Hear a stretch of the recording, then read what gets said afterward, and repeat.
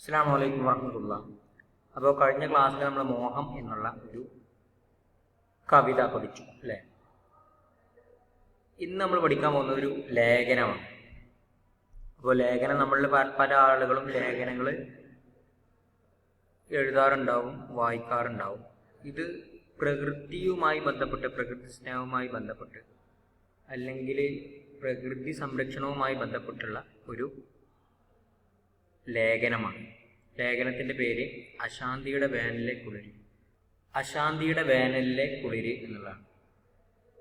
അപ്പോൾ ഈ ഹെഡിങ് തന്നെ വളരെ ഒരു കോംപ്ലിക്കേറ്റഡ് ആണ്. എന്ന് പറഞ്ഞാൽ ഹെഡിങ്ങിൽ നിന്ന് തന്നെ വളരെ വലിയ ആശയങ്ങൾ ഈ ലേഖനത്തിൻ്റെ ഒരു ആകത്തുക നമ്മുടെ ലേഖകൻ നമ്മളോട് പറയുന്നുണ്ട്.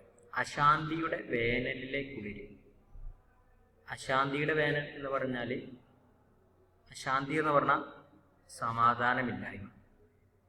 അപ്പോൾ സമാധാനമില്ലായ്മയുടെ വേനൽ, പൊതുവെ വേനലിൽ സമാധാനം ഉണ്ടാവില്ല, ചൂടും കാര്യങ്ങളൊക്കെ കയറാം. അപ്പം ആ വേനലിലെ ഒരു കുളിര് എന്ന് പറഞ്ഞാൽ ആ ഒരു തണുപ്പ് എന്നുള്ളതാണ് ഈ ഇതിന് കൊടുത്തിരിക്കുന്ന ഹെഡിങ്. ഇത് എഴുതിയിരിക്കുന്നത് സി രാധാകൃഷ്ണനാണ്. ഓക്കെ, അപ്പോൾ നമുക്ക് നോക്കാം. കിണറുകൾ വറ്റി തുടങ്ങി, കുളങ്ങളും പുഴകളും വരണ്ടു, പച്ച നിറം മങ്ങി പൊടിയും അഴുക്കും പുരണ്ട് ഭൂമി നാളേറെയായി കുളിക്കാനൊത്തിട്ടില്ലാത്ത മുഖപ്രകൃതിയോടെ വിളറിക്കിടക്കും. വല്ലപ്പോഴുമേ ഒരു ഇലയനക്കമുള്ളൂ, പിശുക്കിപ്പിടിച്ചു വീശുന്ന ആ കാറ്റും ചുടുകാറ്റും. ഇത്രയേറെ ചൂടെങ്ങനെ? ഭൂഗർഭജലം എവിടെ പോയി? ഇതിലെ വീശിയിരുന്ന കാറ്റ് എന്തേ ഇത്ര മടിയനായി തീരാൻ? നൂറ്റാണ്ടുകളായുള്ള പതിവുകൾ എന്തുകൊണ്ട് തെറ്റുന്നു? കുറേ ചോദ്യങ്ങളാണ് ഇവിടെ പറയുന്നത്.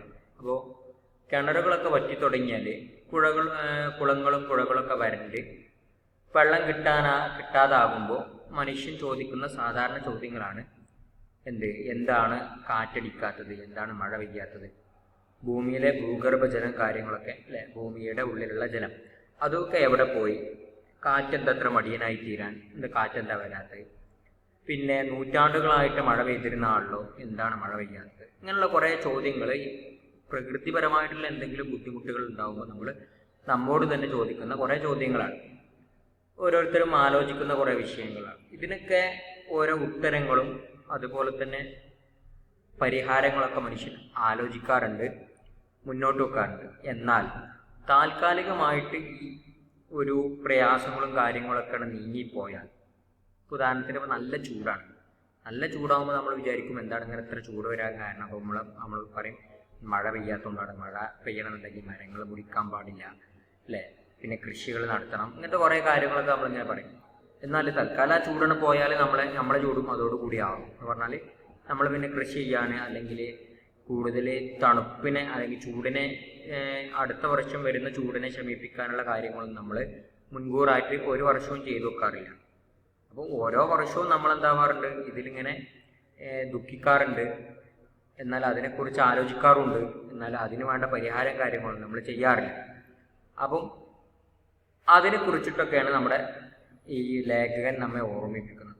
അപ്പോൾ ഇവിടെ പറയുന്ന കിണറുകളൊക്കെ വറ്റി തുടങ്ങി, കുളങ്ങളും പുഴകളൊക്കെ വരണ്ടു പോയി, പച്ച നിറം മങ്ങി പൊടിയും അഴുക്കും പുരണ്ട് ഭൂമി നാളേറെയായി കുളിക്കാനൊത്തിട്ടില്ലാത്ത മുഖപ്രകൃതിയോടെ വിളറി കിടക്കുന്നു. അപ്പോൾ ഭൂമി ഇങ്ങനെ കാണുകയാണെന്നുണ്ടെങ്കിൽ ഭൂമിയിലെ പച്ചക്കൊക്കെ പോയിട്ട് ഫുള്ള് പൊടിയാണ്. കുറേ കാലമായിട്ട് കുളിച്ച പോലെയുള്ള കുറേ കാലമായി കുളിച്ചിട്ട് അങ്ങനെയുള്ള ഒരാളെ അല്ലേ, കുറേ കാലമായിട്ട് കുളിക്കാത്ത ഒരാളെ നോക്കിക്കൂട്ടിയ പോലെയാണ് ഭൂമി നമ്മൾ നോക്കുമ്പോൾ. വല്ലപ്പോഴും മാത്രമേ ഉള്ളൂ ഒരു ഇലയനക്കം എന്ന് പറഞ്ഞാൽ ഒരു ഇല അനങ്ങുന്നത് ഉള്ളൂ. പിശുക്കി പിടിച്ച് വീശുന്ന ആ കാറ്റ് തന്നെ എന്താണ്, ചുടുകാറ്റാണ് എന്ന് പറഞ്ഞാൽ കാറ്റ് തീരെ അടിക്കുന്നില്ല. ഇനിയിപ്പോൾ പിശുക്കി അടിക്കുന്ന എന്ന് പറഞ്ഞാൽ വളരെ കുറഞ്ഞ രീതിയിൽ വരുന്ന ആ കാറ്റ് തന്നെ ചുടുകാറ്റാണ്. ഇത്രയേറെ ചൂടുണ്ടാവാനുള്ള കാരണം എന്താണ്? പിന്നെ ഭൂഗർഭജലം എവിടെ പോയി എന്ന് പറഞ്ഞാൽ ഭൂമിയുടെ ഉള്ളിലുണ്ടാവുന്ന വെള്ളം, ഭൂഗർഭജലം, അത് എവിടെ പോയി? ഇതിലെ വീശിയിരുന്ന കാറ്റെന്താ ഇത്ര മടിയനായി തീരാൻ? അപ്പം ഇതുവരെ വീശിയിരുന്ന കാറ്റ് എന്താണ് ഇപ്പോൾ ഇത്ര മടിയനായി തീരാൻ? എന്താണ് കാറ്റൊന്നും അടിക്കാത്തത്? നൂറ്റാണ്ടുകളായിട്ടുള്ള പതിവുകൾ എന്തുകൊണ്ട് തെറ്റുന്നു? ഇതൊക്കെ സാധാരണയായിട്ട് നമ്മളിലുണ്ടാകുന്ന കുറേ ചോദ്യങ്ങളും ചിന്തകളൊക്കെയാണ്. ഇനി അടുത്ത് പറയുന്നത് അതിവർഷം എന്ന് പറഞ്ഞാൽ ഭയങ്കര മഴ, അതിവർഷമോ പ്രളയമോ ആയാലും വരൾച്ചയായാലും പരിതസ്ഥിതികൾ അസഖ്യമാവുമ്പോൾ ഇങ്ങനെ ചില ചോദ്യങ്ങൾ നാം നമ്മോട് തന്നെ ചോദിക്കുന്നു. അപ്പോൾ കാലാവസ്ഥകൾ അല്ലെങ്കിൽ നമ്മുടെ പരിതസ്ഥിതി എന്ന് പറഞ്ഞാൽ ബുദ്ധിമുട്ടും കാര്യങ്ങളൊക്കെ അസഖ്യമാവുമ്പോൾ, പരിതസ്ഥിതി എന്ന് പറഞ്ഞാൽ ബുദ്ധിമുട്ടും കാര്യങ്ങളും അസഖ്യമാവുമ്പോൾ, സഹിക്കാൻ കഴിയാത്തതാവുമ്പോൾ നമ്മൾ പലപ്പോഴും എന്താണ് ഇതിന് കാരണം അന്വേഷിക്കാറുണ്ട്. നമ്മുടെ സൗകര്യത്തിനും സന്തോഷത്തിനും അവബോധത്തിനും അനുസരിച്ചുള്ള ഉത്തരങ്ങൾ ഉരുത്തിരിയുന്നു. അപ്പം നമ്മളിതിനെക്കുറിച്ച് ആലോചിക്കുമ്പോൾ നമ്മളെ സൗകര്യത്തിനനുസരിച്ച് നമ്മളെ സന്തോഷിക്കുന്ന രീതിയിലുള്ള നമ്മുടെ അവബോധത്തിന്, നമ്മുടെ ബോധത്തിന്, നമ്മുടെ അറിവിനനുസരിച്ചുള്ള ഓരോ ഉത്തരങ്ങൾ നമ്മൾ അതിന് കണ്ടെത്തുകയും ചെയ്യും.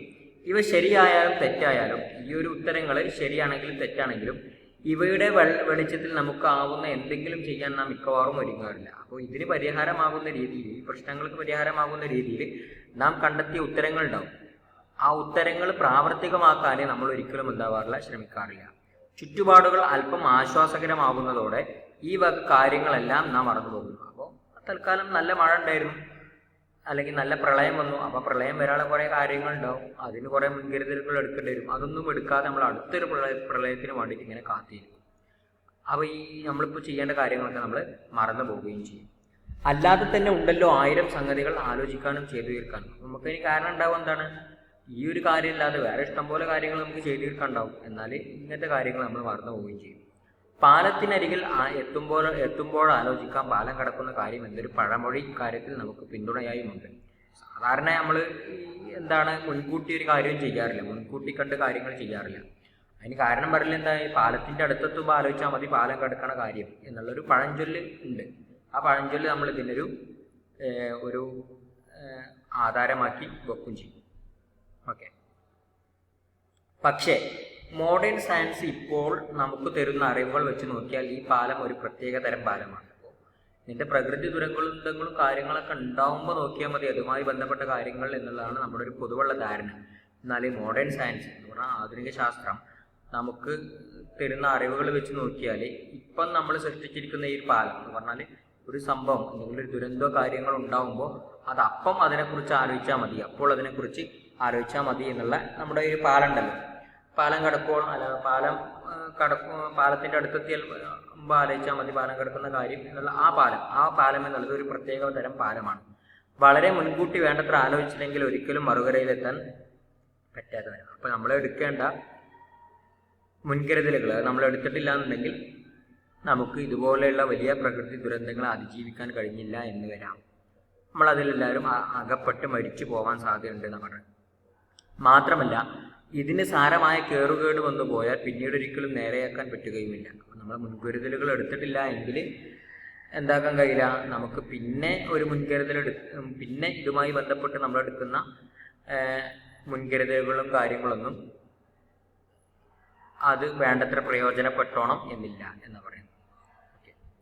അപ്പോൾ ഇത് ഇങ്ങനെ ഭാഷ കുറച്ച് ടൈറ്റാണ്. അപ്പോൾ നിങ്ങൾ നല്ല ഉഷാറുള്ള മലയാളങ്ങൾ വായിച്ചോട്ടെ എന്നുള്ള നിൽക്കാണ് ഈ ഇങ്ങനെയുള്ള ഭാഗങ്ങളൊക്കെ നമ്മുടെ പാഠത്തിൽ ഉൾപ്പെടുത്തിയിട്ടുള്ളത്. അപ്പോൾ ഈ പാഠം എന്തായാലും ഒന്ന് നിർബന്ധമായിട്ടും വായിച്ച് നോക്കണം.